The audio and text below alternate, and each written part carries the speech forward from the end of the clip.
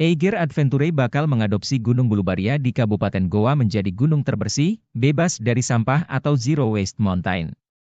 Bulubaria menjadi gunung kedua yang diadopsi Eiger setelah Gunung Kembang di Wonosobo, Jawa Tengah. Eiger Adventure akan meresmikan kolaborasi tersebut.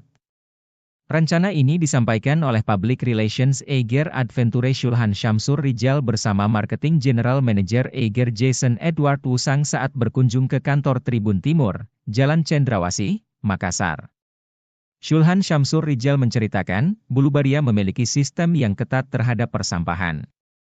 Biasanya, ruang terbuka atau pegunungan menerapkan aturan mengangkut sampah masing-masing saat pulang. Namun konsep yang diterapkan di Bulubaria, sebisa mungkin untuk tidak membawa sampah naik ke gunung. Sistem itu yang kita kolaborasikan, kita adopsi Gunung Bulubaria, kita mau buat viral tapi secara organik bahwa gunung ini bersih, jelasnya.